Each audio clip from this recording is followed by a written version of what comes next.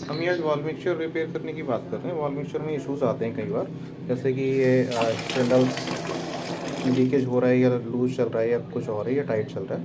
तो ये इसका हमने सप्लाई बंद किया हुआ है। बट ये बंद क्यों किया हुआ कि ये ना हार्ड चल रहा है बहुत, ऐसा कंप्लेंट है। अब इसके लिए हमें क्या करना होगा, इसको रिपेयर कैसे करते हैं। तो कोई भी ऐसे चीज़ें लेंगे, मतलब खोलने के लिए, तो ये 2.5 mm का लेंकी होता है। ये कॉमन है, सभी हैंडल्स के जो ग्रब स्क्रूज होते हैं उसमें यही लगता है। 2.5 mm का लेंकी आपने लेना है, इसको तिरछा पॉइंट करना है और इसको ओपन करना है।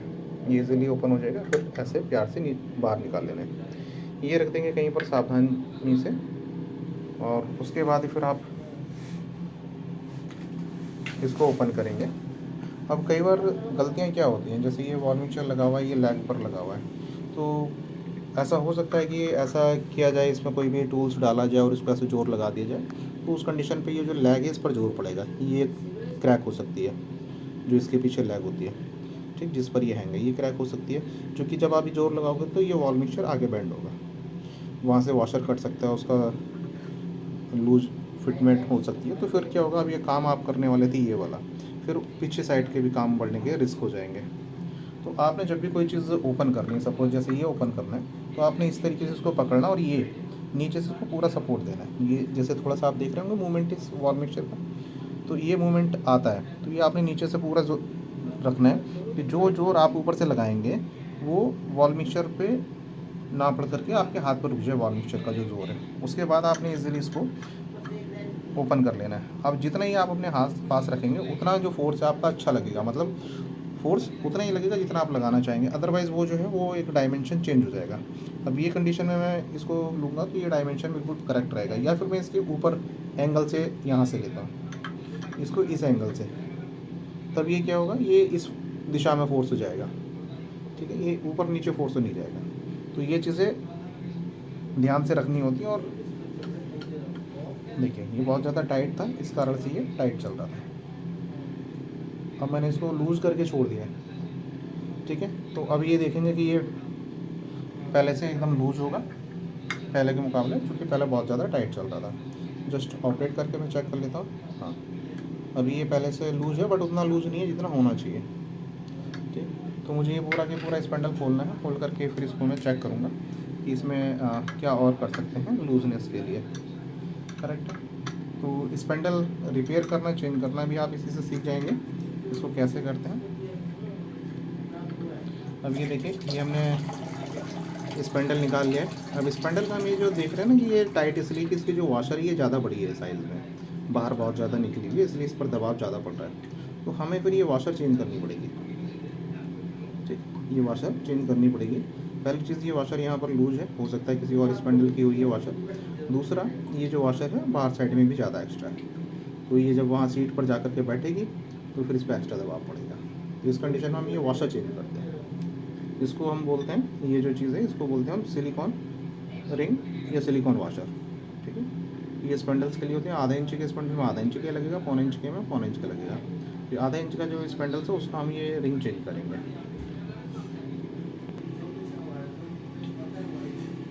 अब देखिए मेरे पास जो ये स्पैंडल है, इसमें देखिए पहले जो रिंग लगा हुआ था वो ये रिंग लगा हुआ था सिलिकॉन वॉशर। इसकी मोटाई आप देखिए काफ़ी बाहर निकला हुआ है। अब मैं दूसरा एक रिंग लगा रहा हूँ, ये है। ठीक, ये दूसरा रिंग है। अब इसकी मोटाई देखते हैं कितनी है, बाहर की तरफ आ रही है। ओके, तो ये अंदर भी फिक्स हो रहा है टाइटली, और बाहर साइड जो उसकी लेंथ है उसके अकॉर्डिंग कम आ रहा है। तो ये जो आगे स्पंज दिख रहा है इतना, ये देखिए यहाँ पर ये स्पंज इसका दिख रहा है फ्लेक्सिबिलिटी। ये ऐसे जब ये जहाँ सीट पर जाएगा, टच होगा, तो वहाँ से ये इतना दब जाएगा ऐसे साइड में। जब ये दब जाएगा तो ये उसके मुकाबले स्मूथ रहेगा काफ़ी। ठीक है, बाकी स्पैंडल्स वैसा ही है, हम इसमें कुछ और नहीं कर रहे।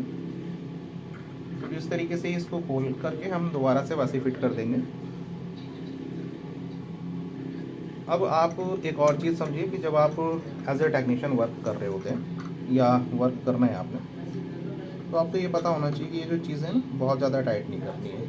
मैंने अब इतना टाइट किया, इससे ज़्यादा अगर मैं टाइट करूँगा ना तो ये टाइट तो हो जाएगा। कई बार हम क्या करते हैं, हम अपनी पूरी बॉडी का जोर लगाते हैं, पूरी बॉडी का जोर लगाते हैं तो ये चीज़ें टाइट हो जाती हैं, एक्स्ट्रा टाइट हो जाती हैं, एक्स्ट्रा टॉर्किंग होता है। ओवर टाइटिंग मतलब नहीं करनी है। ठीक, अभी अगर इसको करना चाहें तो बहुत आगे तक जा सकता है। इसमें क्या होगा, ये इस पर एक्स्ट्रा फोर्स पड़ेगा, कैप पर एक्स्ट्रा फोर्स पड़ेगा, जो इसके थ्रेड्स हैं, थ्रेड से ये कैप टूटने के मतलब कैप पोर्शन टूटने के चांसेस रहेंगे। अंदर से ये स्पेंडल्स जल्दी घिसेगा, ज़्यादा घिसेगा, और उसका कोई बेनिफिट मतलब कुछ भी नहीं मिलने वाला, मेंटेनेंस ही और बढ़ेगा। तो जितनी ज़रूरत है उतना ही टाइट करें ईजिली। अब आप देखेंगे मैंने यहाँ से ही लिया, ईजिली यहाँ पर टाइट हो गया, मतलब उतना सा मैं एक हाथ से यहाँ पर फोर्स लगा करके खोल भी सकता हूँ और टाइट भी कर सकता हूँ। करेक्ट। तो टाइट करते टाइम भी हमने वही ध्यान रखना होता है कि ये चीज़ें हैं, हम यहाँ पे हल्का सा जोर लें इस पाउच पर या इसके आसपास कहीं पर भी, और प्यार से इसको टाइट करें। अब हम इसका देखते हैं सेकंड चीज़, डायरेक्शन। ये डायरेक्शन किस तरफ जा रहा है इसका, हमने यहाँ पर ये चेक किया है। अब ये बंद पोजीशन में इसका डायरेक्शन है। ठीक है, तो इस जो अलाइनमेंट है इसको हमने अब सीधा करना है। ये थोड़ा सा तिरछा हो रहा है। ठीक है, अभी हमने एलिंग के स्क्रू टाइट नहीं किया है, स्मूथनेस देख रहे हैं तो ये स्मूथ हो गया एकदम, जितना चाहिए था उतना स्मूथ है। बट ये जो डायमेंशन है वो थोड़ा सा इसका आउट जा रहा है। तो डायमेंशन सीधा करने के लिए हमें थोड़ा सा इसको और टाइट करना पड़ेगा। हमने हल्का सा और टाइट कर दिया है, इसका डायमेंशन लगभग ये डायमेंशन में आ रहा है। ठीक है, अब हमने ये डायमेंशन पर रख दिया, ये सीधा है, और अब इसको हम यहीं पर टाइट कर देते हैं। करेक्ट, और इसके बाद हम देखेंगे सप्लाई ऑन करके। अब ये जो ग्रैब स्क्रू हमने लूज किया था, उस ग्रैब स्क्रू की मदद से ही हम इसको यहाँ टाइट कर देंगे। ठीक है, ग्रैब स्क्रू जैसे ये टाइट हो जाएगा, ये टाइट हो गया ग्रैब स्क्रू, हमने छोड़ दिया है। उसके बाद हम ये लगाएंगे इसकी कैप, जो बिंदी वगैरह कुछ लगी रहती हैं अगर है तो, अदरवाइज़ नहीं भी होती है तो वो कुछ उससे ऐसे नुकसान होने वाला नहीं होता है, वो वहाँ के लिए होती है, जैसे किचन फॉसेट्स वगैरह या कहीं पर भी हो तो उसमें कुछ और चीज़ें ना जाए। अब एक बार इसकी सप्लाई हम करते हैं ऑन। चूँकि हॉट पॉइंट है तो हॉट पॉइंट गीज़र से यहाँ पर बंद था। अब इसको यहाँ से हम चेक कर लेते हैं।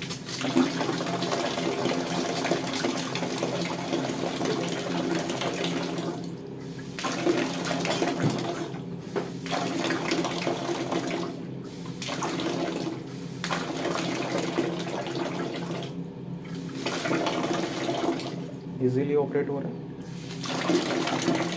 मतलब मैं देख रहा हूँ कि दोनों में मुझे बराबर फोर्स लगाना पड़ता है।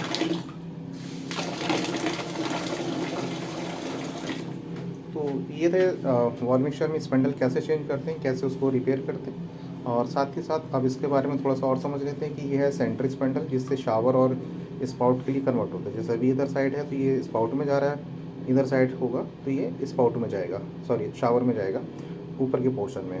अब अगर यहाँ से पॉइंट लीकेज हो रहा है तो फिर ये इसकी कैप है, इस कैप को हटाएंगे, फिर ये हैंडल निकालेंगे, और फिर आगे के जो सेंटर स्पेंडल्स, सेंटर पिस्टन है, हम उसको चेक कर लेंगे। उसमें भी देखते हैं कि अगर स्पाउट से लीकेज है तो सेंटर स्पेंडल जो है उसके आगे का रिंग ख़राब है, अगर ऊपर साइड लीकेज दे रहा है तो उसके अंदर साइड जो पोर्शन है वो ख़राब है। मतलब इसमें 2 रिंग्स लगे होते हैं सेंटर स्पेंडल में। ठीक है, जैसे स्पेंडल इधर लगा था वैसे इधर लगा होता है, और बाकी ये कि इसमें चीज़ें होती हैं। इसके बाद फिर जो पीछे से अगर है तो सीट नेट लगे होते हैं, उस पर ओरिंग लगा होता है, लेग हो गए और लेग वॉशर वगैरह हो गए, तो आगे का उसके जो पार्ट्स हैं वो सारी चीज़ें। तो जहाँ से जो चीज़ इशू आता है वो आपने देखना समझ रहे हैं।